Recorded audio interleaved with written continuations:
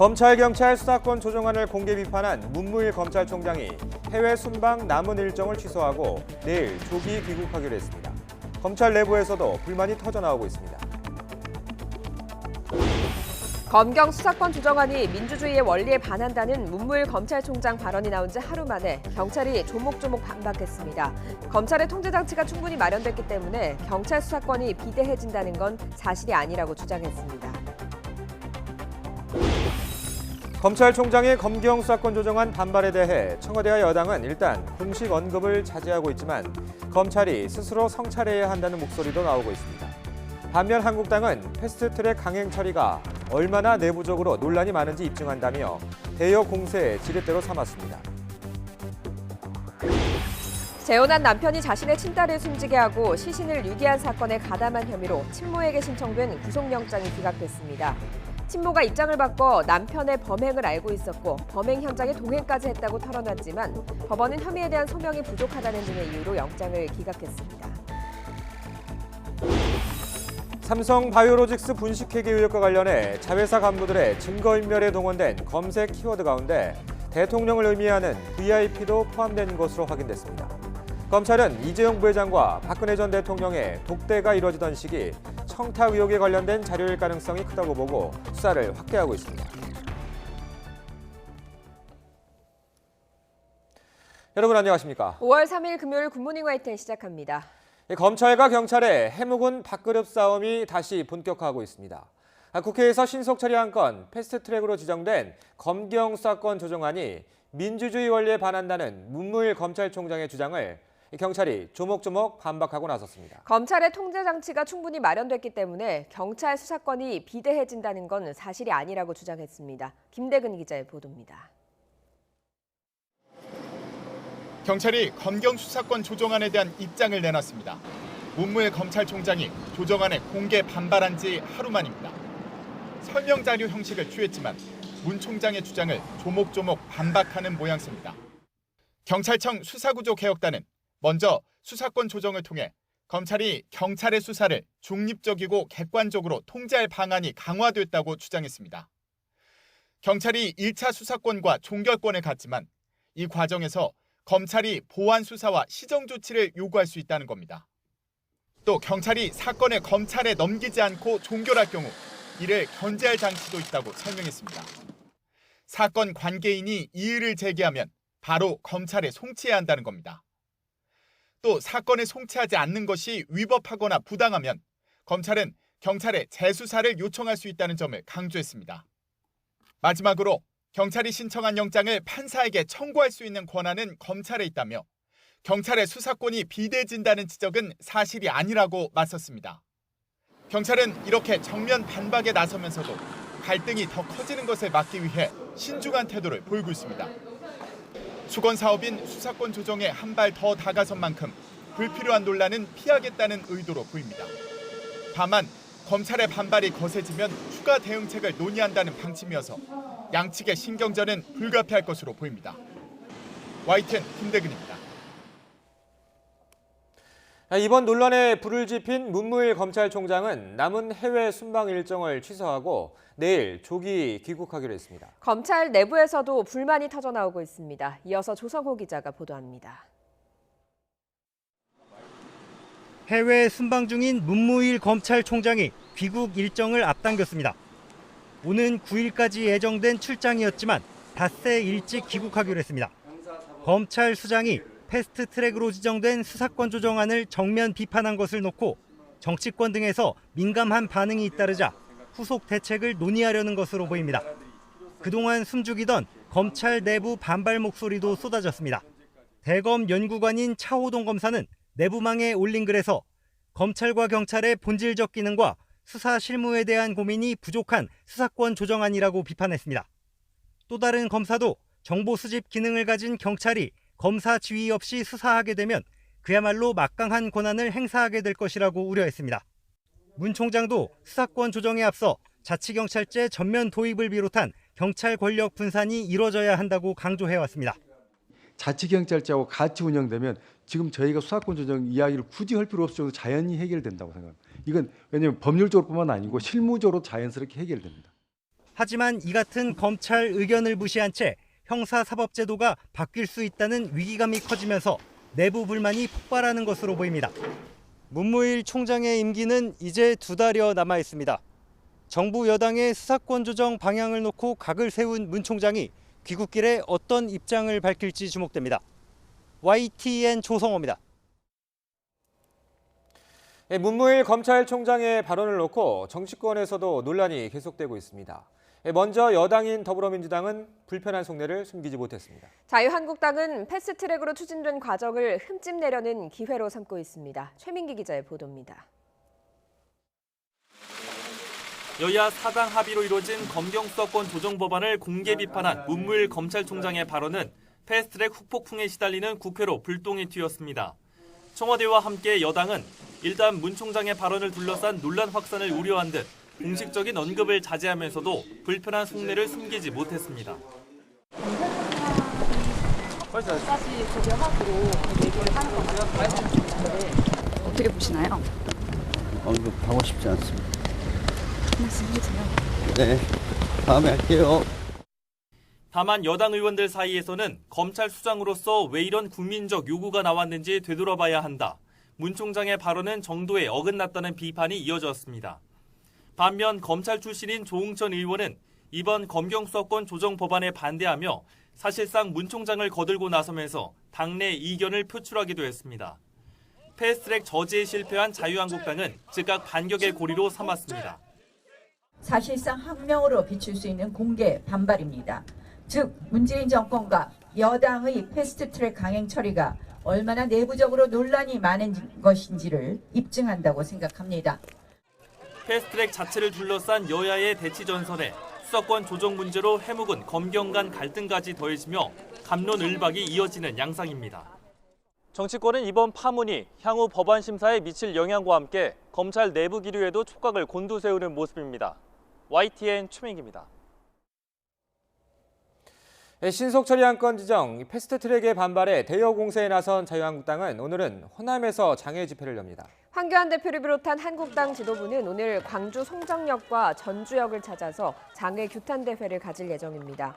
황 대표가 한국당 대표로 취임한 이후 호남을 방문하는 건 이번이 처음입니다. 문재인 대통령은 정치권이 정파에 따라 격렬하게 대립하고 국민 사이에서도 적대감이 높아지는 상황에 대한 우려를 나타내면서 적폐 청산에 대한 의지도 거듭 밝혔습니다. 문 대통령은 사회원로 12명을 청와대로 초청해 연 오찬 간담회에서 이같이 밝혔다고 고민정 청와대 대변인이 전했습니다. 문 대통령은 협치를 위해 취임식 전에 모든 야당 당사를 방문하고 여야정 국정 상설협의체도 만들어 분기별로 개최하기로 합의했는데 2달째 열리지 못하고 있다면서 아쉬움을 표현했습니다. 또 이제는 적폐 수사를 그만하라는 말도 듣지만 정부가 수사를 통제할 수도 없고 그래서도 안 된다며 빨리 진상을 규명하고 청산이 이뤄진 다음 그 성찰 위해서 얼마든지 협치하고 타협할 수 있다고 강조했습니다. 강경화 외교부 장관이 비핵화 협상과 관련해 북한이 포괄적 안목을 가져야 한다고 밝혔습니다. 자신들 편에 설 것을 촉구한 북한에 변화를 강조한 것으로 보입니다. 한현희 기자가 보도합니다.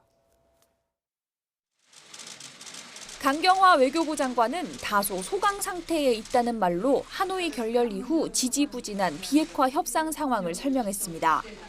하지만 외교적 노력은 수면 아래에서 계속 진행되고 있다고 강조했습니다. 대북 특사 등을 포함해서 여러 가지 방안을 지금 고민을 하고 있습니다. 또 최근 대외적 메시지를 보면 북미가 서로 압박 전술을 쓰고 있는 것 같다며 그럴수록 우리가 역할을 할 수 있는 공간이 넓어진다고 생각한다고 밝혔습니다.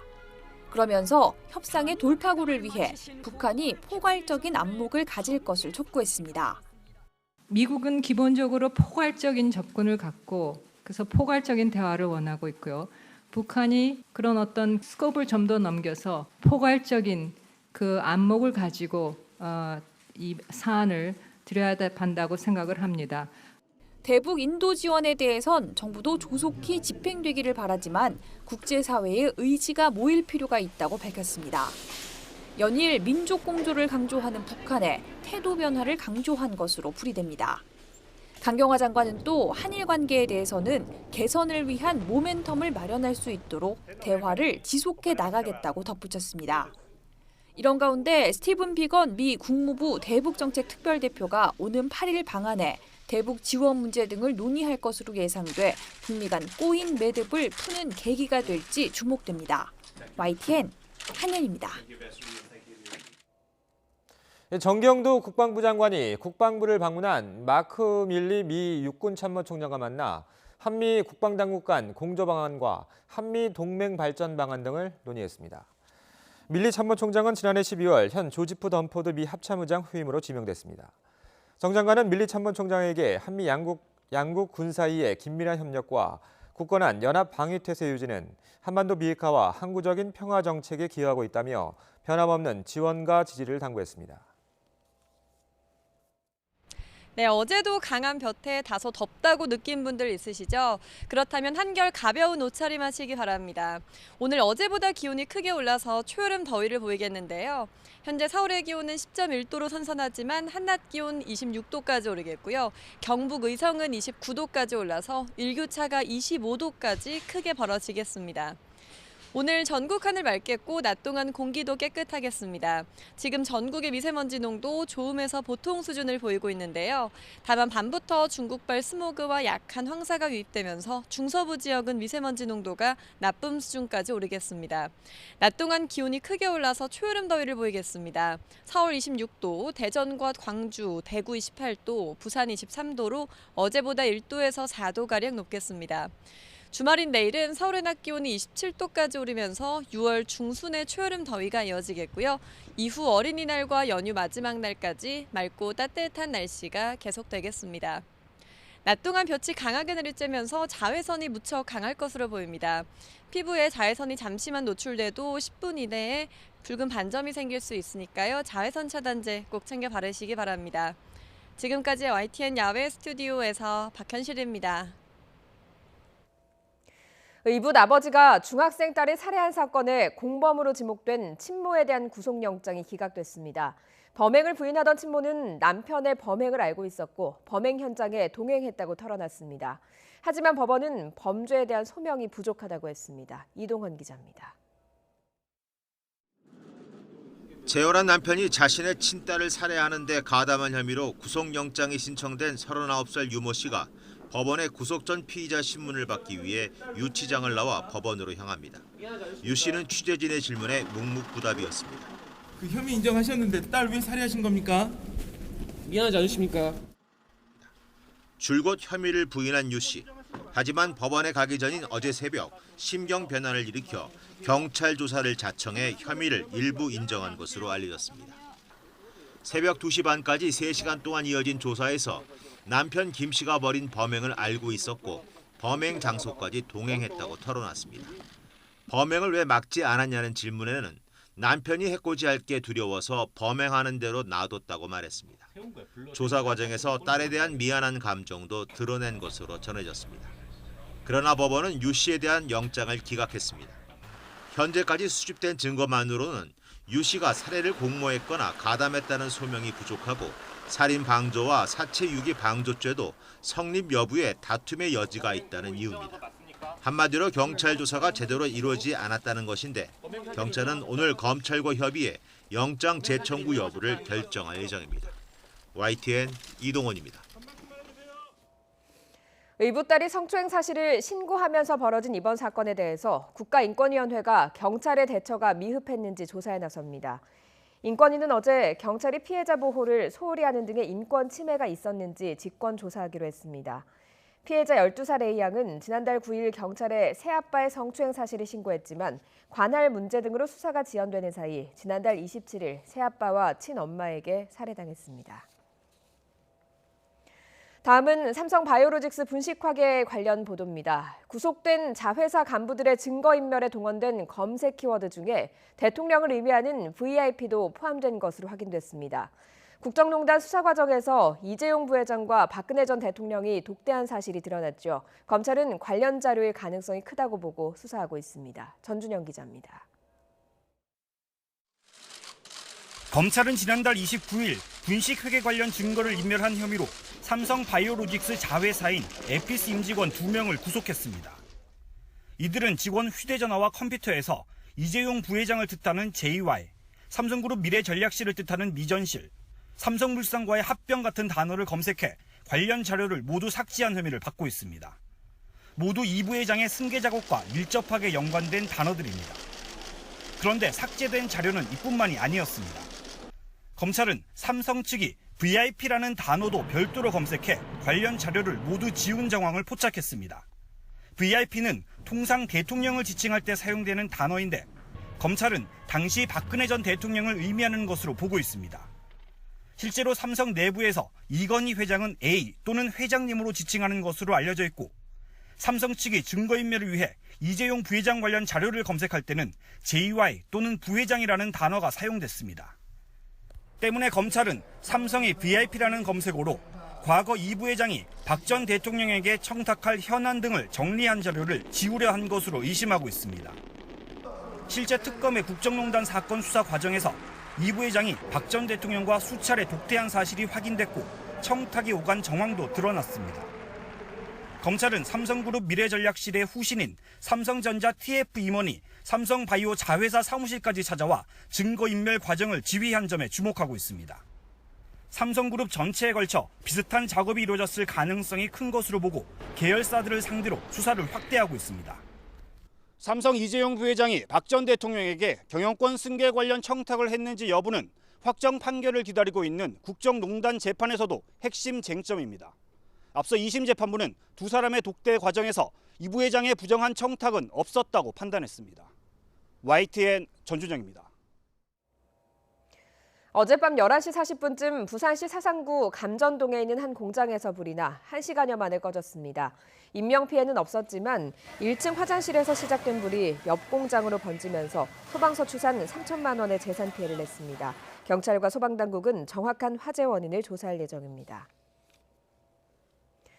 음란물 110만 건을 웹하드 사이트에 무차별적으로 유포한 일당이 경찰에 붙잡혔습니다. 더 많은 영상을 24시간 쉬지 않고 올리기 위해서 자동 업로드 프로그램까지 개발했습니다. 나혜인 기자의 보도입니다. 경찰이 한 아파트에 들이닥칩니다. 텅 빈 방에는 컴퓨터 10대가 줄지어 돌아갑니다. 자동 업로드 프로그램을 써 웹하드 사이트에 음란물을 유포한 일당이 적발된 겁니다. 사표일자 집행을 할 겁니다. 본인이 변호사 선임권이 있고. 45살 서모 씨는 지난해 7월 동네 선후배들을 불러 모았습니다. 음란물을 대량으로 유포하기 위해 사무실 9곳을 차린 뒤 자동 업로드 프로그램까지 개발했습니다. 음란물을 24시간 자동으로 웹하드 사이트에 올릴 수 있는 시스템을 만든 겁니다. 서 씨 등이 국내 24개 웹하드 사이트에서 쓴 계정은 모두 140개. 불법 판매상에게 대포폰을 개통해 확보한 개인정보 58개로 만들었습니다. 이런 방식으로 컴퓨터 60대를 동원해 지난 9달간 110만 건의 음란물을 올려 4,500만 원을 챙겼습니다.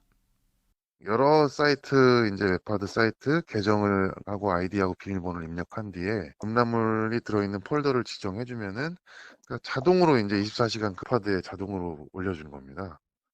경찰은 서 씨 등 3명을 구속하고 일당 8명을 불구속 입건해 검찰에 넘겼습니다. 또 이들이 유포한 음란물이 더 있을 것으로 보고 공범을 쫓고 있습니다. YTN 나혜인입니다. 일제 강제징용 피해자들이 일본 전범 기업들에 대한 본격적인 법적 대응에 나선 가운데 시민단체가 피해자 배상에 일본 정부가 나설 것을 요구했습니다. 시민단체 서울결의 하나는 어제 저녁 일본 대사관 인근에서 기자회견을 열고 강제징용 피해자 배상을 인정한 대법원 판결이 나온 뒤 6개월이 지나는 동안 벌써 피해자 3명이 세상을 떠났다며 더는 지체할 시간이 없다고 호소했습니다. 마약 혐의로 구속 수사를 받아온 가수 박유천 씨가 검찰로 송치됩니다. 경기 남부지방경찰청은 오늘 오전 10시 박 씨를 마약 구매와 투약 혐의로 검찰에 넘깁니다. 박 씨는 지난해부터 올해 3월까지 필로폰을 산 뒤 7차례 투약한 혐의를 받고 있습니다. 최근 조현병 환자들의 강력 사건이 잇따르자 정부가 정신질환자를 전수 점검하기로 했습니다. 또 이웃을 반복적으로 위협하는 등 정신질환이 의심되는 경우도 적극적으로 개입한다는 방침입니다. 임수근 기자가 보도합니다. 최근 진주와 부산에서 조현병 환자에 의한 강력 사건이 잇따르자 정부가 정신질환자 일제조사에 나서기로 했습니다. 정부는 먼저 전국 243개 정신건강복지센터 등록 환자와 지역 복지기관 등에서 등록 필요성을 언급한 사람들을 전수 점검하기로 했습니다. 2017년 기준 정신건강복지센터에 등록된 질환자는 7만 7천 명입니다. 점검 결과에 따라 이들을 고위험군, 사례관리 비협조자, 사례관리 미흡자, 관리 필요자 등으로 구분해 관리 대책을 마련하기로 했습니다. 또 경찰과 협조해 이달 26일까지 이웃을 반복적으로 위협하는 등 정신질환이 의심되는 사람들을 선별해 적극 개입할 계획입니다. 정신질환 의심자에 대해서는 센터 등록을 권유하고 투약과 진료 연계, 심리 상담 등을 지원하기로 했습니다. 정부는 이 같은 내용을 포함한 정신질환 치료 관리 강화 대책을 다음 주 발표할 예정입니다. 대한신경정신의학회도 중증 정신질환에 대한 국가 책임제를 구현하고 법원이 정신질환자의 입원 여부를 결정하는 사법 입원제도 도입을 촉구했습니다. 치료 감호 대상자라든가 조금 응급 상태에 있는 이런 분들에 대해서는 의료기관, 정신보건센터, 경찰 119, 때로는 의료기관, 정신보건센터, 경찰, 법무부 간의 사각 공조 체계가 구축이 되고 활성화가 돼야 되겠습니다. 의료계에서는 중증 정신질환자도 조기에 집중적인 치료를 받고 치료를 중단하지 않는다면 정신질환의 만성화를 막아 정상적인 생활이 가능하다고 강조했습니다. YTN 임수근입니다. 정부가 음주 비행을 뿌리 뽑기 위해 단속 절차를 대폭 강화하기로 했습니다. 음주 단속에 적발된 항공 종사자는 업무에서 즉시 배제되고 자격도 정지되는 등 처벌도 강화됩니다. 김현우 기자가 보도합니다. 진에어 항공 소속 부기장 A씨는 지난해 11월 국토부 안전감독관의 음주 단속에 적발됐습니다. 혈중 알코올 농도 기준치인 0.02% 이상으로 운항 불가 판정을 받았습니다. A 부기장에게는 50% 가중된 90일 자격정지 처분이 내려졌습니다. 국토부는 이와 같은 음주 비행을 뿌리 뽑기 위해 단속 절차를 대폭 강화했습니다. 우선 음주 측정 장비는 6개월마다, 약물 측정 장비는 1년마다 국가 공인기관에서 교정받도록 했습니다. 음주나 약물 측정 장비가 항상 정상 작동 상태를 유지할 수 있도록 하기 위해서입니다. 또 단속 공무원이 음주 측정기 사용 방법과 적발 이후 조치 절차 등을 철저히 숙지하도록 했습니다. A 부기장 단속 당시 안전감독관이 음주 측정기 조작법을 제대로 숙지하지 못해 정확한 혈중 알코올 농도를 측정하지 못한 데 따른 조치입니다. 음주 단속에 적발된 항공 종사자는 업무에서 즉시 배제되고 정밀 측정 결과는 기록으로 남아 자격 정지 등의 처분을 받습니다. 일련의 과정을 보다 세밀하게 할 수 있도록 하였고요. 또한 음주 측정에 적발된 사람에 대해서 그 처리 절차 그리고 사후 관리를 체계화한 사항입니다. 이와 함께 단속 공무원에 대해서는 연 1회 이상 음주 측정과 단속에 필요한 교육 훈련을 이수하도록 했습니다. YTN 김현우입니다. 트럼프 미국 대통령을 러시아 공모 의혹에서 벗어나게 했던 특검 수사 보고서를 놓고 왜곡 논란이 불거졌습니다. 논란의 중심에 있는 법무장관이 의회 청문회에 나타나지 않자 법정 공방으로 비하할 조짐까지 보이고 있습니다. 워싱턴에서 김희진 특파원이 보도합니다. 트럼프 대통령에게 러시아 스캔들 면죄부를 준 뮬러 특검 수사 결과 보고서 관련 하원 청문회. 윌리엄 바 법무장관이 증인 출석을 거부하면서 파행이 빚어졌습니다. He has failed the men and women of the Department of Justice by placing the needs of the president over the fair administration of justice. 그의 불출석을 겁에 질려 도망가는 치킨런에 빗댄 당 모형까지 등장했습니다. 공화당은 민주당에 화살을 돌렸습니다. We're not getting that opportunity today because the stunt and the circus continues over here. 바 장관은 지난 3월 의회에 특검 수사 결과 보고서를 4쪽짜리 요약본으로 제출한 장본인, 뮬러 특검이 요약본이 수사 결과를 왜곡했다며 항의한 사실이 알려지면서 논란에 불을 지폈습니다. 전날 상원 청문회에서는 그에 대한 사퇴 요구 세례가 쏟아졌습니다. 바 장관은 왜곡 주장을 일축하며 트럼프 대통령 엄호에 나섰습니다. And I felt that the evidence developed by the special counsel was not sufficient to establish that the president committed a crime, and therefore it would be irresponsible and unfair for the department to release a report without stating the department's conclusions. 수사 보고서 원본 제출을 압박해온 민주당은 바 장관에 대한 소환장 발부를 경고했습니다. He lied to Congress. If anybody else did that, it would be considered a crime.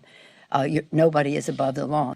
하지만 트럼프 대통령은 그에 대한 사퇴 요구를 정면 반박하는 등 내년 대선을 앞두고 민주당과 트럼프 정부의 대치 전선은 격화하고 있습니다. 워싱턴에서 YTN 김희준입니다. 미 CNN 방송 여론조사에서 트럼프 대통령의 경제 분야 국정 운영에 대한 지지율이 취임 후 최고치를 기록했습니다.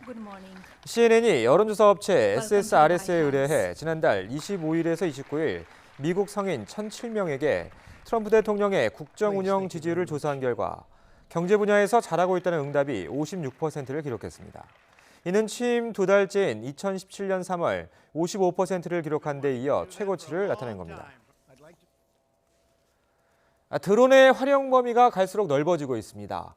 미국에서는 드론을 이용해 이식용 신장을 병원까지 무사히 이송하는 데 성공했습니다. 박희천 기자가 보도합니다. 미국 메릴랜드주 볼티모어의 한 주차장. 드론에 흰 상자를 고정하는 작업을 하고 있습니다. 상자 안에 들어있는 것은 다름 아닌 이식용 신장입니다. 작업이 끝나자 편평한 곳으로 옮겨진 드론이 곧바로 이륙합니다. 비행고도 91m, 시속 32km의 속도로 밤하늘을 날아서 메릴랜드대 의료센터에 무사히 착륙합니다. 4.8km 거리를 10여 분 만에 주파했습니다. 대기하던 병원 직원들이 드론을 실내로 가져가 상자를 분리해 수술실로 옮깁니다. 이송된 신장은 9년 동안 신부전을 앓던 40대 환자에게 성공적으로 이식됐습니다. 병원 측은 드론에는 작은 한 걸음이지만 의학계에는 큰 도약이라며 기쁨을 감추지 못했습니다. And what we've done is try to innovate those systems to allow our patients better access to higher quality transplantable organs. 의료진은 사전에 당국의 드론 비행 승인을 받고 소방관들과 긴밀하게 협조하면서 장기 이송 프로젝트를 준비한 것으로 전해졌습니다. YTN 박기천입니다. 영화, 드라마 등 장르를 넘나들며 활약 중인 배우 문소리 씨가 오는 15일 판사 역할로 관객을 찾습니다. 2008년 우리나라에 처음 도입된 국민참여재판의 실제 사건을 재구성한 작품인데요. 직접 들어보시죠. 한국 영화 르네상스였잖아요. 90년대 후반부터 2000년대 초반까지. 그때 데뷔하게 된 것에 굉장히 저는 감사하게 생각하고 있고 그때 데뷔한 것만큼 또 그만큼 혜택을 받은 만큼 책임도 있다고 생각하죠. 네, 그래서 더 다양한 도전도 하고 더 과감한 활동들을 펼쳐 보이고 싶어요. 마음은 그래요. 제가 여러 가지 캐릭터를 한 것 같지만 장르가 아주 다양하진 않아요. 사실 호러나 스릴러도 해보지 않았고요. 그 인물은 굉장히 다양했으나 장르로는 많이 다양하지 않은 편이었던 것 같아요. 그래서 저는 사실 한국에 더 다양한 코미디 영화가 나왔으면 좋겠거든요. 그리고 한국에 훨씬 더 폭발적인 멜로 영화가 나왔으면 좋겠고 그런 영화도 해보고 싶은 마음이 있죠. 국립한국문학관 초대 관장에 연무웅 문학평론가가 선임됐습니다. 연무웅 관장은 창작과 비평사 대표, 민족문학작가회의 이사장 등을 역임했고 결의말 큰사전, 남북공동편찬사업회 이사장 등을 맡아 남북문학교류에 힘써왔습니다. 또 공로를 인정받아 지난해 응관문화훈장을 받기도 했습니다. 자유한국당이 신속 처리한 건 이른바 패스트트랙 지정에 반발해 삭발식과 전국 순회 장애 집회에 돌입하면서 당해산 요구 청와대 청원 배후에 북한이 있다는 주장까지 폈습니다. 패스트트랙 철회와 사과, 보좌진 당직자들에 대한 고발을 취하해야 여당과 대화할 수 있다는 입장입니다. 거리로 나선 한국당을 향해서 더불어민주당은 추가 경전 예산 심사 등 시급한 현안 처리를 위해 국회에 즉각 복귀하라고 거듭 종용했습니다. 한국당의 고발 취하 요구에는 정쟁의 도구로 썼다는 것을 해석될 수 있다며 생각해볼 가치도 없다고 일축했습니다. 의붓아버지의 성추행 사실을 알렸다가 숨진 여중생은 친아버지에게도 학대를 당한 것으로 드러났습니다. 가장 가까이에서 의지해야 할 가족에게서 오히려 학대당한 여중생은 그나마 경찰의 도움도 제대로 받지 못한 채 비참하게 짧은 생을 마쳤습니다. 가사도우미를 불법 고용한 혐의로 기소된 한진그룹 이명희 전 이루재단 이사장과 딸 조연아 전 대한항공 부사장이 어제 나란히 법원에 출석했습니다. 이 전 이사장은 혐의를 부인한 반면 조 전 부사장은 혐의를 인정했는데 검찰은 조 전 부사장에 벌금 1,500만 원, 대한항공에는 3천만 원을 구형했습니다. 신속 처리한 건 이른바 패스트트랙 지정에 반발하고 있는 자유한국당이 집단으로 머리를 자르고 전국 순회장애 집회에 들어갔습니다. 민주당은 국회로 돌아오라고 하면서도 고발을 취하해달라는 한국당의 요구에 대해선 단호히 거절했습니다. 우철희 기자입니다. 동해물과 백두산 국회 본청 앞 계단에 애국가가 재창되고 머리카락이 잘려나갑니다. 패스트트랙은 문재인 정권의 좌파 독재이자 의회 민주주의 파괴라면서 저항의 차원으로 자유한국당 의원들이 집단 삭발에 나선 겁니다. 좌파 독재의 길로 가겠다라는 선언이고 좌파 독재의 고속도로를 탄 것이다. 저는 그렇게 규정을 합니다. 여러분 동의하십니까? 황교안 대표를 비롯한 지도부는 청와대 앞에서 현장 최고위원회의를 연대 이어 서울과 대전, 대구, 부산 등 경부선 라인을 돌며 장외투쟁에 본격 돌입했습니다. 이런 민생 법안들은 다 제쳐놓고 독재 정권 연장하는 악법, 그거 지금 이렇게 무리하게 추진하고 있는 겁니다. 이거 제정신입니까? 나경원 원내대표는 패스트트랙 철회와 사과, 보좌진 당직자들에 대한 고발을 취하해야 여당과 대화할 수 있다고 밝혔습니다. 격앙된 분위기 속에 일부 의원은 한국당 해체를 요구하는 청와대 국민청원에 북한 배후설까지 주장하기도 했습니다. 18일 날 우리 민족끼리에서 얘기하고 22일 날 청원이 올라오고 비정상적인 속도로 이게 진행이 되고 이런 것들을 볼 때 합리적으로 의심할 여지가 있다. 민주당은 추경안 심사를 비롯한 시급한 현안이 너무나 많다며 한국당의 즉각적인 국회 복귀를 거듭 종용했습니다. 한국당 속내는 결국 내년 총선을 앞두고 지지층을 결집하겠다는 것입니다. 민생을 챙기는 길은 장애가 아니라 국회 안에 있습니다. 다만 한국당의 고발 취하 요구에는 정쟁의 도구로 썼다는 것으로 해석될 수 있다면서 생각해볼 가치도 없다고 거절했습니다. 한편 지역구 의석을 28석 줄이는 선거법 개정안 패스트트랙 지정에 동참한 민주평화당은 뒤늦게 낙후 지역의 대표성이 떨어질 수 있다며 지역구 축소는 반개혁이라고 주장해 빈축을 섰습니다. 여야의 강대강 대치 속에 오는 7일 임시국회가 끝나기 전까지 전국 정상화는 사실상 물 건너간 것으로 보입니다. 다음 주 여당의 신임 원내지도부 선출 이후 돌파구가 마련될 수 있을지 주목됩니다. YTN 우철입니다. 안철수, 유승민계로 구성된 바른미래당 전현직 지역위원장들은 손학규 대표를 비롯한 현 지도부 사퇴 이후 비상대책위를 출범시킨 뒤 안철수, 유승민 전 대표가 당의 간판으로 나서야 한다고 촉구했습니다. 전 현직 지역위원장들은 국회에서 연석회의를 열고 현 지도부는 총사퇴를 통해 선당 후사의 모범을 보이고 당을 살릴 양심이 있다면 명예롭고 질서 있게 퇴진하라면서 이같이 밝혔습니다. 이들은 또 당의 창업자이자 최고 자산인 안철수, 유승민 전 대표가 당과 당원의 명령을 받들어 창당 정신을 구현하고 국민에게 사랑받는 정당으로 우뚝 서는 그날까지 헌신해야 한다고 강조했습니다. 문재인 대통령이 어제 사회 언론들과 오찬 간담회를 열었습니다. 문 대통령은 이 자리에서 정치권의 갈등과 대립에 우려를 표명하면서도 적폐청산 의지를 거듭 분명히 했습니다. 원로들은 전국 경색을 해소하려면 대통령이 직접 나서야 한다고 조언했습니다. 임성호 기자입니다. 패스트트랙 전국 속의 여야 대립이 격해진 가운데 문재인 대통령이 각 분야 사회 원로들을 청와대에 초청했습니다. 문 대통령은 정치권의 극한 갈등에 대해 우려를 표명하며 말문을 열었습니다. 문 대통령은 정파에 따라 정치권의 대립과 갈등이 격해지고 지지하는 국민 사이에서도 적대감이 높아져 걱정스럽고 힘들다고 말했습니다. 협치를 위해 당연히 더 노력하겠다면서 2달째 열리지 못하고 있는 여야정 상설협의체에 대해 아쉬움을 표했습니다. 여야정 국정상설협의체가 정치 상황에 따라 표류하지 않도록 아예 분기별로 개최하는 것까지 다 합의했는데 거기에서 한 걸음 더 나아가지 않습니다. 문 대통령은 적폐 수사에 대해서도 언급했습니다. 살아 움직이는 수사는 현 정부가 통제 못하고 해서도 안 된다면서 국정농단, 사법농단이 사실이면 반헌법적인 것이라 타협하기도 어렵다고 선을 그었습니다.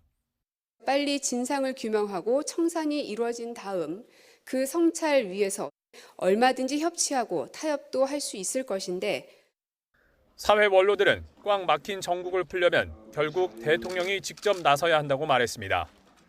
윤여준 전 장관은 국정 성과를 내야 할 시기에 야당이 저항하면 대통령이 포부를 펴기 힘들다며 문 대통령이 직접 나서지 않으면 전국 경색을 풀기 어렵다고 조언했습니다. 김명자 전 장관은 국민 통합을 강조했고 김우식 전 청와대 비서실장은 인재 등용에서의 탕평과 통합을 건의했습니다. 송옥은 교수는 정권이 반환점을 도는 지금 소득주도 성장을 고용주도 성장으로 바꾸는 변화를 제안했습니다. 문재인 대통령은 사회 원로들의 조언을 듣는 자리에서 야당과의 협치에 대한 강한 의지를 밝히면서도 적폐 청산의 토대 위에서 협치나 타협도 가능하다는 점을 분명히 했습니다. YTN 임성호입니다. 자유한국당 황교안 대표는 적폐 청산의 토대 위에서 협치도 가능하다는 문재인 대통령의 발언에 대해 적폐 수사를 지시하며 협치를 하지 않겠다는 말로 읽힌다면서 아주 유감스럽다고 비판했습니다. 황교안 대표는 부산역 장외투쟁 이후 기자들과 만나서 나라가 어려워서 협치를 해도 모자란데 대통령이 협치를 하지 않겠다는 말을 해도 되느냐며 이같이 밝혔습니다.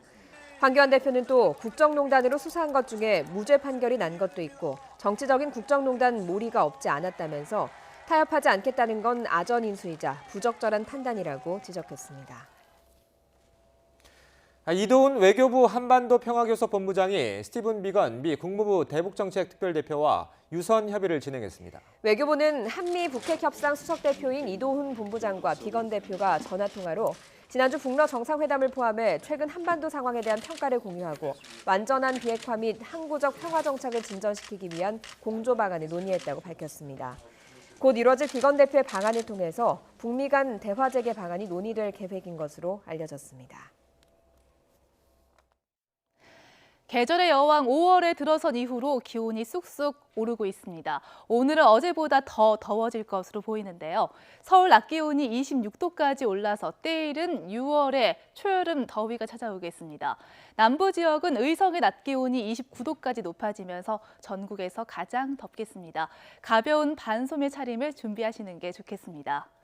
오늘 밤부터는 다시 미세먼지에 대한 주의가 필요합니다. 지금은 대부분 지역에서 좋음에서 보통 단계를 보이고 있지만 밤부터는 황사와 스모그가 유입되면서 중서부 일부 지역의 미세먼지 농도가 점차 나쁨 단계까지 올라가겠습니다. 오늘 전국의 하늘이 대체로 맑겠습니다. 서울 등 수도권 일부 지역에는 건조주의보가 내려져 있는 가운데 메마른 날씨가 지속될 것으로 예상됩니다. 오늘 아침 출근길은 서늘한 편입니다. 현재 서울 기온이 10.1도, 춘천 6.9도, 대구 9.6도로 시작하고 있는데요. 낮 기온은 30도 가까이 오르겠습니다. 서울이 26도까지 오르겠고요. 대전과 대구, 광주 모두 28도까지 오르겠습니다. 이번 어린이날 연휴에도 맑은 가운데 초여름 더위가 계속됩니다. 내일은 서울 낮 기온이 27도까지 오르겠고요. 모레도 25도를 웃돌겠습니다. 대체 공휴일인 월요일에 서울 낮 기온이 21도까지 내려가면서 예년 기온을 회복할 것으로 보입니다. 날씨 정보였습니다.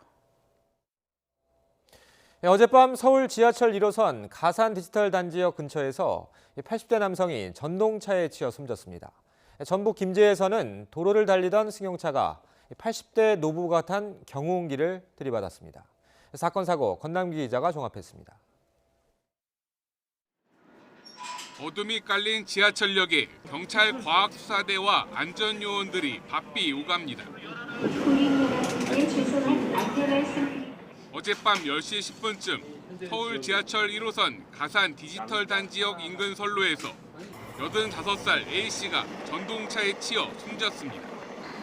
이 사고로 지하철 1호선 소요 산행 전동차의 운행이 1시간 넘게 전면 통제됐습니다. 숨진 남성은 병원을 간다며 집을 나섰던 것으로 전해졌습니다.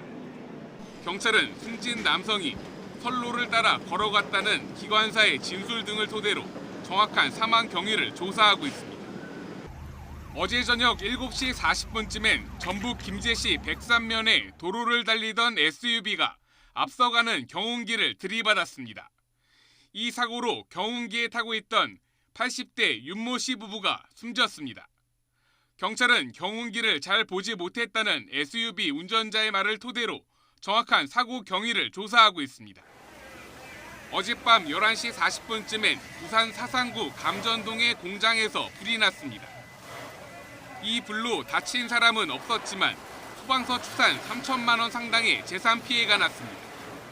소방당국은 1층 화장실에서 시작된 불이 옆 건물까지 옮겨 붙은 것으로 보고 화재의 원인을 조사 중입니다. YTN 권남기입니다.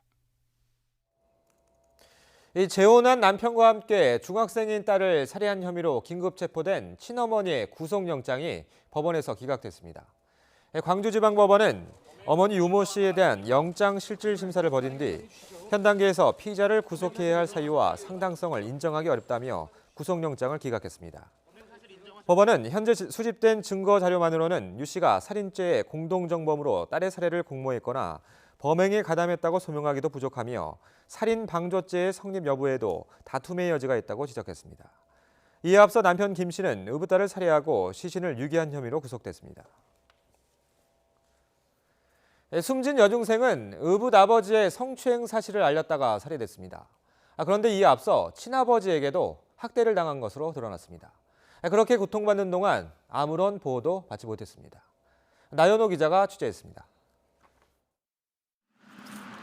지난달 28일 광주에 있는 한 저수지에서 숨진 채 발견된 여중생 A양. 자신이 추행당했다며 신고한 의붓 아버지에게 살해당하기까지 경찰의 보호를 받지 못했습니다. 지난달 9일 전남 목포경찰서에 처음 신고하고 14일에 피해자 조사까지 했습니다. 하지만 관할지를 따지며 사건을 광주지방경찰청으로 넘기느라 9일이 지나서야 수사가 재개됐습니다. 서류가 도달하는데 며칠 사실 걸렸고 피해 사실을 보관하고 혐의를 부정하고 최대한 할 수 있는 자료, 증거 자료를 확보하고 피해자 접촉을 시도하고 있었던 중이었죠. 제대로 된 신변 보호가 이루어지지 않는 사이 지난 27일 A양은 범죄의 표적이 된 겁니다. 의붓 아버지가 평소 학대를 해왔다는 유족 주장도 나왔습니다. 때리고 이제 나가라고 문 잠그고 그 추위에 문 안 잠그니까 못 들어갈 거 아니에요. 그래갖고 밖에서 떨린 적도 많고 그래서 저 아빠한테 그런 얘기 듣는 거예요. 심지어 A양이 친아버지를 마냥 믿고 기대기 어려웠을 것이라는 정황도 확인됐습니다. 초등학교 4학년이던 2016년 친아버지로부터 여러 차례 폭행을 당한 겁니다. 청소 연구 있잖아요. 예, 그걸로 애기 종아리를 수차례 때렸다고. 그래서 애가 병원에서 2주 정도 치료받아 2주에 해당하는 피해를 가하게 됐다고. 친아버지는 아동복지법 위반으로 경찰에 입건돼 법원에서 접근 금지 명령 처분도 받았습니다. 가장 가까운 가족에게 신체적으로, 성적으로 학대를 당한 A양은 경찰 보호도 제대로 받지 못하면서 12살 짧은 나이에 비참한 죽음을 맞이해야 했습니다. 국가인권위원회는 이번 사건의 경찰 대응이 적절했는지 직권 조사하기로 했습니다. YTN 나연호입니다. 삼성 바이오로직스의 분식회계 의혹과 관련해서 삼성 측이 박근혜 전 대통령과 관련된 것으로 의심되는 자료를 검색해서 일괄 삭제한 정황이 포착됐습니다. 서울중앙지검은 삼성바이오에피스 임직원들이 분식회계 관련 자료들을 없애는 과정에서 VIP라는 단어를 검색해 관련 자료를 모두 지웠다는 진술을 확보했습니다. 검찰은 통상 VIP라는 단어가 대통령을 의미하는 만큼 과거 이재용 부회장이 박근혜 전 대통령과 독대한 자리에서 청탁할 사안 등을 정리한 자료를 찾아 은폐하려 한 것으로 의심하고 있습니다. 사회적 참사 특별조사위원회가 세월호 참사 수사를 방해했다는 의혹과 관련해서 당시 법무부 장관이었던 한국당 황교안 대표를 조사하기로 했죠. 황 대표는 전혀 사실이 아니라고 반박했습니다. 또 정치적 의도가 있는 것 같다고도 했습니다. 들어보시죠. 세월호 사건에 대해서 제가 수사 방해한 일 전혀 없습니다. 여러 번 조사를 했습니다. 수사도 했습니다. 저의 무고함이 다 밝혀진 것을 반복해서 이렇게 문제 제기를 하는 것은 잘못된 정치적인 목적이 의도가 있다고 생각합니다. 이런 잘못된 정치적인 행태 이제는 끊어내야 한다고 생각합니다. 김학의 전 법무부 차관 사건을 재수사하는 검찰 수사단이 김 전 차관 부인의 강원도 자택을 압수수색했습니다. 김학의 사건 검찰 수사단은 어제 오전 강원도 양양에 있는 김 전 차관 부인 소유의 자택에 검사와 수사관을 보내 자료를 확보했습니다. 검찰은 강원도 자택에 김 전 차관의 과거 행적과 뇌물수수 혐의에 관한 자료가 있을 것으로 보고 있습니다. 가사도우미를 불법 고용한 혐의로 기소된 한진그룹 이명희 전 이루재단 이사장과 딸 조연아 전 대한항공 부사장이 나란히 법원에 출석했습니다. 재판을 마친 뒤 이 전 이사장은 모든 혐의를 인정한 조 부사장을 끌어안으면서 엄마가 미안하다고 말했습니다. 박기환 기자입니다. 이명희 전 이루재단 이사장과 조연아 전 대한항공 부사장 모녀가 법원에 출석했습니다. 조양호 한진그룹 회장의 장례가 치러지고 보름여 만입니다. 애초 두 모녀의 첫 재판은 지난달 9일 열릴 예정이었지만 조 회장의 별세로 한 차례 미뤄졌습니다. 두 사람은 지난 2013년부터 5년 동안 필리핀 여성 11명을 직원으로 위장시켜 입국 비자를 받거나 가사도우미로 불법 고용한 혐의로 기소됐습니다. 이 전 이사장은 법정에서 가사도우미를 구해달라고 부탁한 것은 맞지만 부정한 방법이 동원됐는지 전혀 몰랐다며 혐의를 부인했습니다. 하지만 조 전 부사장은 모든 혐의를 인정하고 선처를 호소했습니다.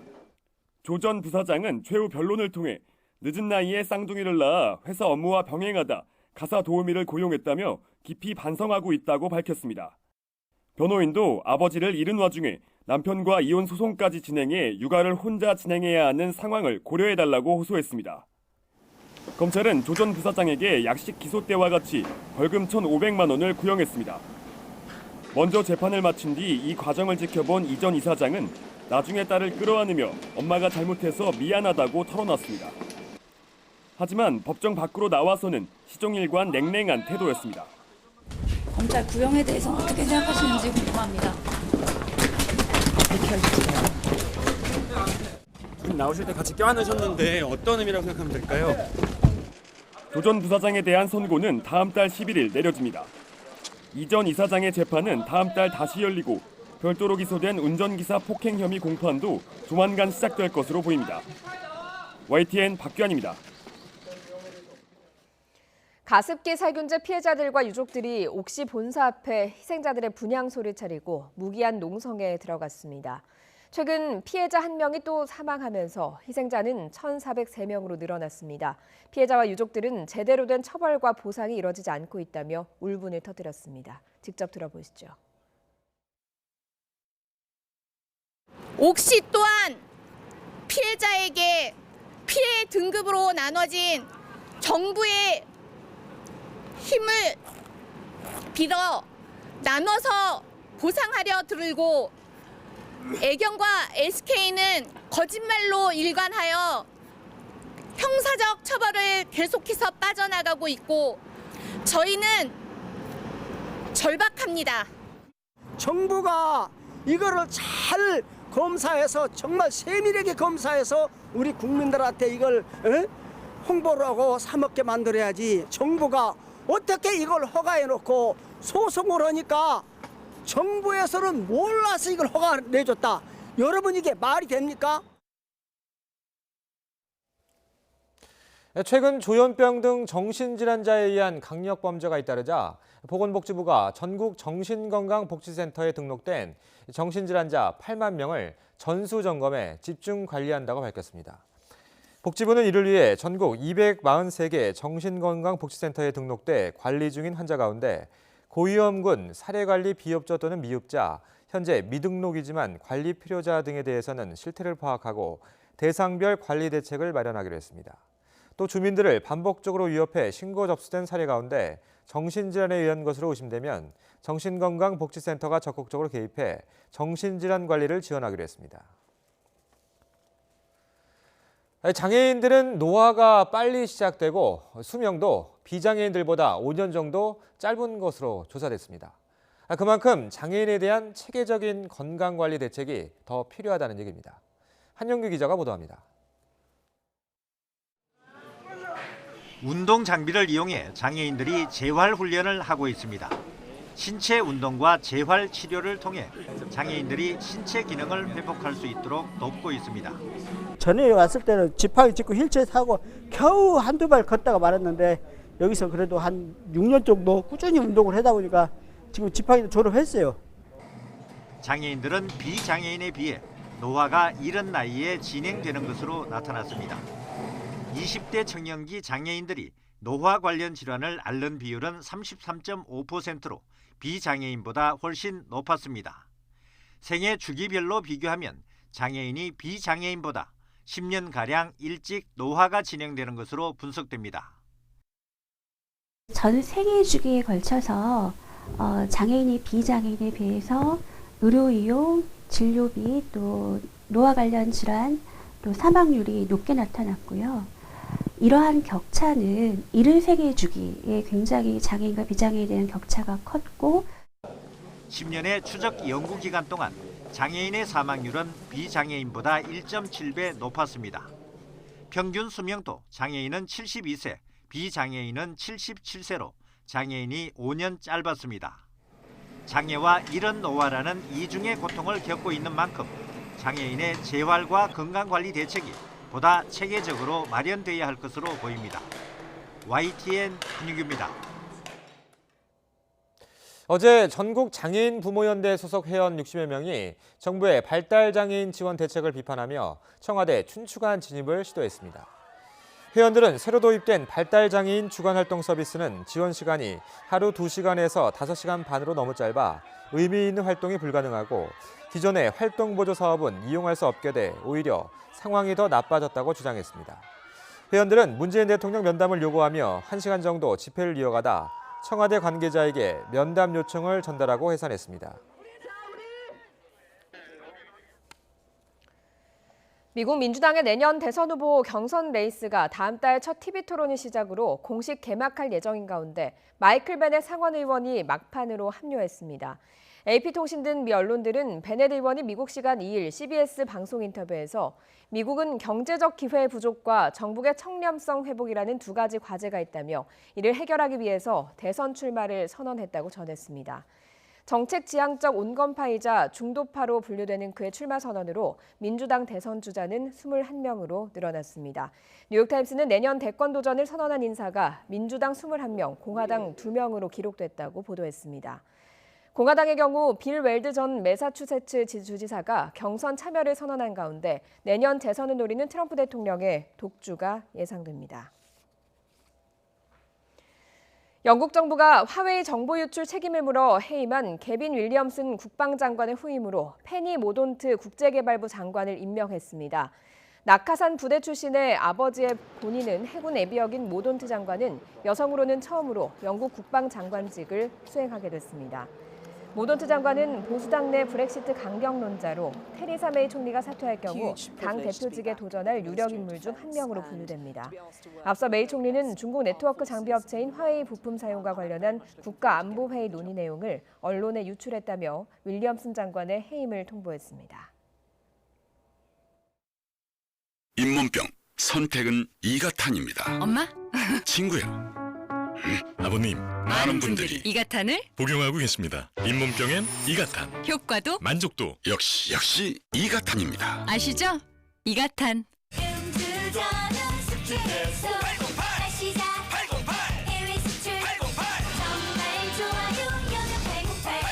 신제품 여명천사.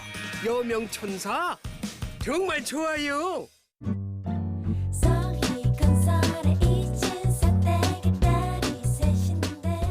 서희건설. 지역주택조합 잘하는 거 아시죠? 거품이 쫙 빠진 착한 가격. 고객의 니즈를 반영한 맞춤 설계. 내 집 마련의 꿈이 이루어집니다. 지금 바로 오세요. 전국 100여 개 모델 하우스와 서희 고집이 여러분을 기다립니다. 서희 스타일스, 서희건설.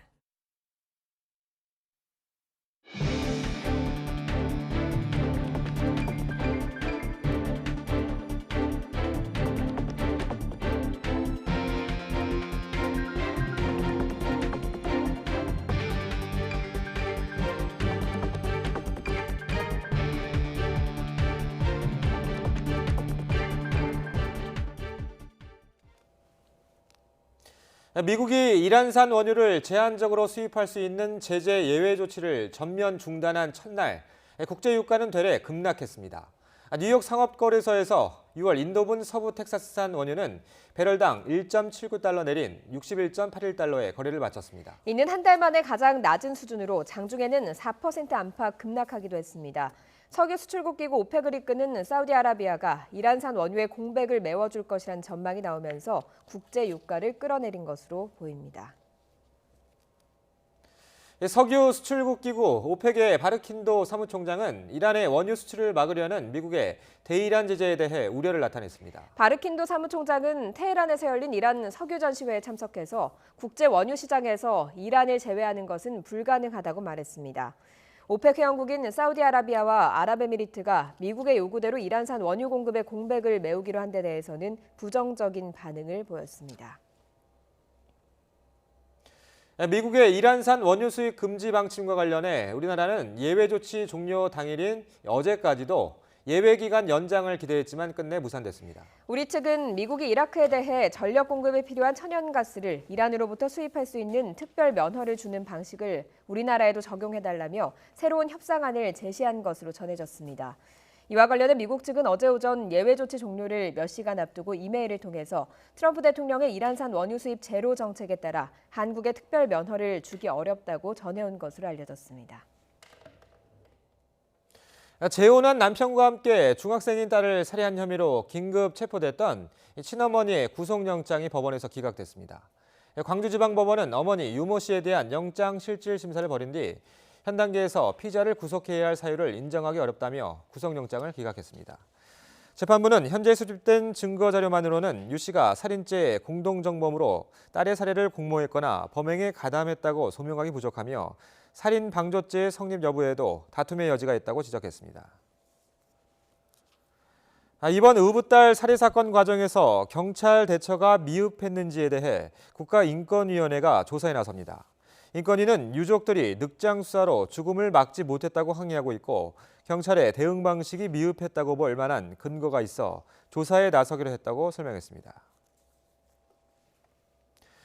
편의점 택배의 허점을 노려 값비싼 금부치만 주문해 걸어챈 일당이 경찰에 붙잡혔습니다. 미리 알아낸 송장 번호를 이용해 지인이나 택배업체 직원 행세를 하며 물건을 빼돌렸습니다. 박희채 기자의 보도입니다. 편의점 안으로 한 남성이 들어섭니다. 직원과 몇 마디 대화를 주고받더니 택배 상자를 건네받고 호련히 사라집니다. 21살 A씨는 편의점 택배를 이용해 사기 행각을 벌였습니다. 중고거래 사이트에서 귀금속 판매자에게 접근한 뒤 편의점에서 물건을 챙겨 달아난 겁니다. 제가 파는 입장에서는 당할 줄은 진짜 절대 꿈도 못 꿨었고 그냥 딱 그거 상해 당했다고 아는 순간 되게 하늘이 무너졌었죠. A씨는 판매자들에게 편의점 택배를 이용하라고 요구했습니다. 택배 송장을 찍은 사진을 보내주면 곧바로 송금하겠다고 속였습니다. 이후 판매자들의 택배 의뢰를 받은 편의점에 찾아가 지인이나 택배업체 직원인 척하며 물건을 찾아갔습니다. 송장에 적힌 이름과 주소를 대면 편의점 직원들은 별다른 의심을 하지 않았습니다. 네, A씨는 편의점 직원이 송장을 직접 확인하지 않고도 물건을 내준다는 점을 노려 택배 상자를 빼돌렸습니다. 이런 식으로 지난 1월부터 한 달간 모두 9차례에 걸쳐 금팔찌와 금목걸이 5,400만 원어치를 가로챘습니다.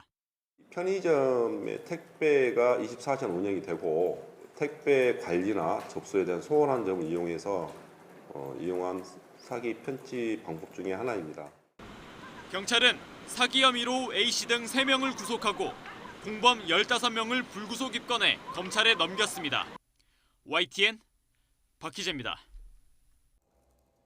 어제 저녁 7시 반쯤 전북 김제시 백산면 도로에서 SUV 승용차가 앞서가는 경운기를 들이받았습니다. 이 사고로 경운기에 타고 있던 80대 윤모 씨 부부가 모두 숨졌습니다. SUV 운전자 50살 이모 씨는 경찰 조사에서 경운기를 잘 보지 못했다고 진술했습니다. 박정희 전 대통령을 암살한 김재규 전 중앙정보부장의 사진과 양력이 김 전 부장이 거쳤던 부대의 역대 지휘관 사진에 올릴 수 있는 근거가 마련됐습니다. 국방부는 이 같은 내용 등을 담은 부대관리 훈련 개정안을 마무리했습니다. 김 전 본부장은 육군 제3군단장을 끝으로 1973년 중장으로 군생활을 마감한 뒤 1976년 중앙정보부장에 취임했습니다. 국방부 관계자는 김재규 전 부장의 사진은 역사적 사실을 알리는 차원에서 김 전 부장의 출신 부대에 사진을 개수할 수 있고 사진 게시는 부대 역사관이나 회의실 한 곳에만 가능하다고 말했습니다. 다만 사진 게시 여부는 각급 부대별 판단이지 의무사항은 아니라고 덧붙였습니다. 이제 농산물도 인터넷으로 재배 농가에서 직접 사는 시대가 됐습니다. 최근 SNS에서 농산물을 파는 농가가 늘고 있는데요. 농가는 소득을 올리고 소비자는 더 싱싱한 농산물을 살 수 있어 호응을 얻고 있습니다. 김학무 기자가 보도합니다. 전통주 경진대회 수상과 청와대 만찬주 선정으로 유명세를 타고 있는 전통주 제조 농가입니다. 모두 9종류의 전통주를 생산하는데 대부분 인터넷으로 주문받아 판매합니다. 연간 매출은 2억여 원. SNS나 블로그 등을 통해 특히 젊은 층과의 소통을 늘리면서 고객층을 넓히고 있습니다. 직거래보다는 많이 늘었고요. 포장도 저희가 안 깨지도록 신경을 많이 썼습니다. 그래서 소비자들은 더 좋아하게 됐던 것 같아요. 6년 전 귀농한 이 농장 대표 역시 농업기술센터에서 전자상거래 기법을 배워 쌈 채소를 전량 직거래합니다. 연간 매출액이 2억 5천여만 원에 달하는데 지금은 고정 고객층이 늘어 안정적인 소득을 올립니다. 마트에서 아무리 싸게 판다해도 소비자들은 우리가 가격이 저희가 이제 쌈채소가 싼 거고 싱싱한 쌈채소를 항상 드실 수가 있는 게 이제 장점이라고 할 수 있죠. 2017년 기준으로 온라인을 통한 국내 직거래 규모는 2조 3천억 원 이상. 농산물의 경우 소비자는 마트보다 10 내지 20% 저렴하게 살 수 있고 농민은 유통업체에 판매하는 것보다 최대 40% 소득을 더 올릴 수 있어 급증하는 추세입니다. 이비즈니스 역량 강화 교육 프로그램이라든지 강소농에서 경영 마케팅 역량 교육 프로그램을 확대해서 농가의 소득을 높일 수 있도록 적극 지원하겠습니다. 품질 불량이나 배달상의 문제가 종종 있긴 하지만 생산자와 소비자에 다 좋은 인터넷 직거래가 점점 대세로 자리 잡고 있습니다. YTN 김학무입니다. 난민 수용 문제 등으로 갈등을 겪어온 프랑스와 이탈리아가 레오나르도 다빈치 타계 500주기를 함께하면서 화해하는 모습입니다. 르네상스 시대의 거장 다빈치는 이탈리아인이면서도 프랑스에서 삶을 마감한 인물입니다. 황보선 기자가 전해드립니다. 레오나르도 다빈치는 1452년 이탈리아 피렌체 인근에서 태어났지만 64살의 프랑스의 왕 프랑스와 1세 초청을 받고 프랑스로 건너와서 마지막 예수론을 불태우다 1519년 5월 2일 이국 땅에서 눈을 감았습니다. 다빈치가 타계한 지 정확히 500년이 흐른 날 에마넬 마크롱 프랑스 대통령과 세르지오 마타렐라 이탈리아 대통령이 묵념합니다. 양국 대통령은 다빈치가 말년을 보냈던 프랑스 중부 앙부아제에 있는 클로리세 성에서 함께 시간을 보내며 우위를 다졌습니다. 두 나라가 공동으로 추모하는 이번 행사에서 화해를 도모하는 분위기입니다. E l'amicizia che vi è, che oggi viene riconfermata dal presidente Macron e da me, è un'amicizia che è a prova di qualunque cosa. Et c'est ce qui fait que d'ailleurs le lien qu'il y a entre nos pays et entre nos citoyens est indestructible. C'est qu'il est beaucoup plus fort et plus profond que Nous ne le sommes à notre échelle. 루이지 디마이오 이탈리아 부총리는 지난 2월 초 프랑스에서 노란조끼 시위대 지도부를 만난 뒤에 이들을 지지하겠다고 밝히면서 외교적 충돌을 빚었습니다. 마크롱 프랑스 대통령이 난민 구조선의 입항을 거부한 이탈리아 포퓰리즘 정부를 비판하자 마테오 살비니 이탈리아 부총리는 이를 위선이라고 비난하기도 했습니다.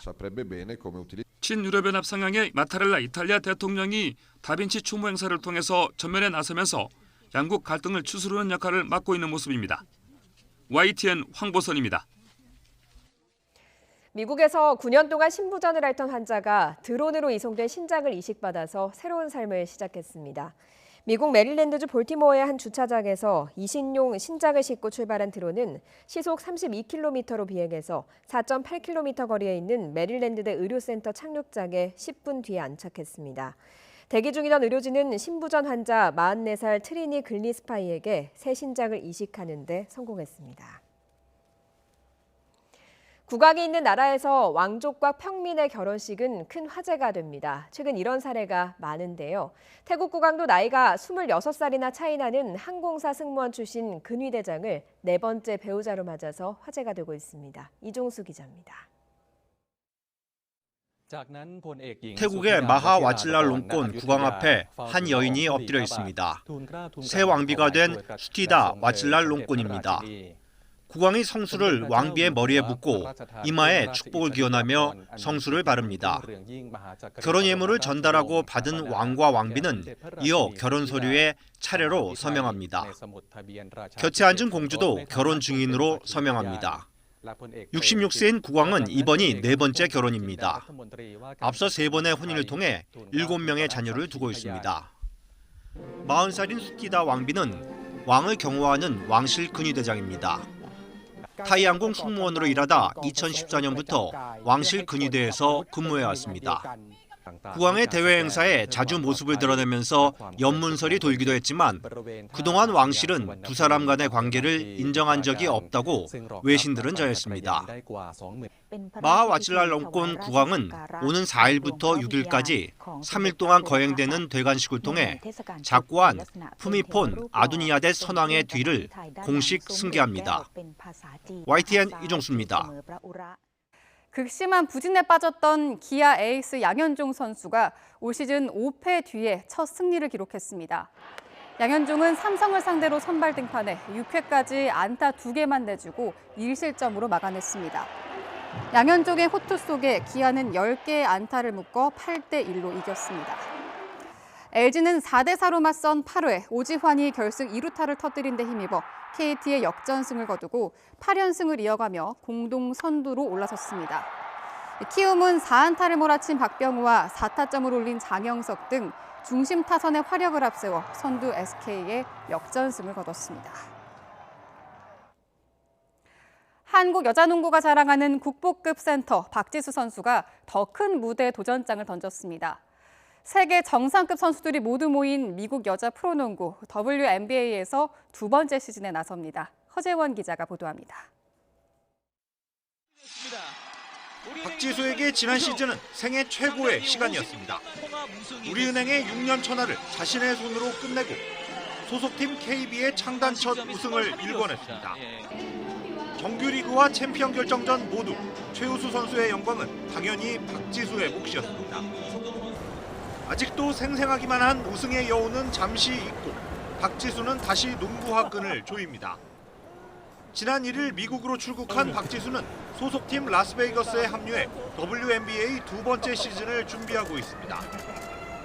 좀 더 뭔가 부담감이 있는데 작년보다 좀 더 잘하고 싶어요. 적응도 빨리 할 것 같고 한번 해봤으니까. 박지수는 지난 시즌 WNBA 경험을 바탕으로 더욱 공격적이고 약점이 없는 선수가 됐습니다. 외국인 선수와의 1대1 대결에서도 밀리지 않고 맞설 수 있는 값진 자양분이 됐습니다. 그 선수들을 따라다니는 것만으로도 조금 훈련이 많이 된 것 같아서 한국에 왔을 때는 그래서 그런지 저희가 수비의 폭도 넓어지고 이 공격에서도 조금 폭이 넓어지지 않았나 싶어요. 여름에는 미국, 겨울에는 우리나라, 그리고 틈틈이 대표팀에서도 쉴 새 없이 코트를 누비는 박지수. 어느덧 한국 여자농구의 국보급 센터로 자리매김한 박지수의 두 번째 WNBA 시즌에 벌써 팬들의 기대와 관심이 쏠리고 있습니다. YTN 허재원입니다. 프로축구 제주구단의 조성환 감독이 성적 부진에 대한 책임을 지고 물러났습니다. 제주구단은 조성환 감독이 자진 사임 의사를 밝혔고 이를 수용하기로 했다고 발표했습니다. 2015년부터 지휘봉을 잡은 조성환 감독은 2016년 3위, 2017년 2위를 차지하며 지도력을 인정받았지만 올 시즌 9경기에서 1승도 없이 4무 5패에 그치며 리그 최하위로 추락했습니다. 앞서 인천 안데르손, 포항 최순호 감독이 성적 부진으로 사퇴하면서 올 시즌 K리그는 개막 2달 만에 감독 3명이 스스로 물러났습니다.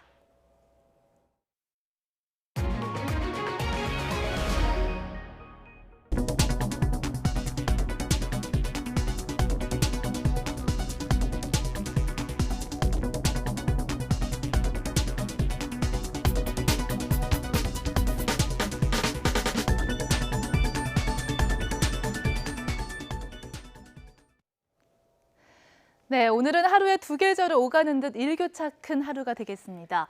아침 출근길은 날씨가 서늘한 편인데요. 낮에는 여름처럼 더워지겠습니다. 오늘 서울 낮 기온이 26도, 의성은 29도까지 높아지면서 때이른 여름 더위가 찾아오겠습니다. 특히 의성의 경우에는 아침과 낮의 기온차가 무려 25도가량 무척 크게 벌어지겠습니다. 또 밤부터는 다시 미세먼지에 대한 주의도 필요합니다. 지금은 대부분 지역의 미세먼지 농도가 좋음에서 보통 단계를 보이고 있지만 밤부터는 황사와 함께 스모그가 유입될 가능성이 있습니다. 서쪽 지역의 미세먼지 농도가 나쁨 단계를 보이겠습니다.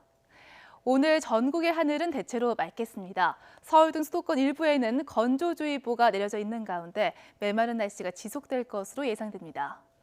현재 기온은 어제 아침과 비슷합니다. 서울 기온 10.1도, 대구 11.8도로 서늘한데요.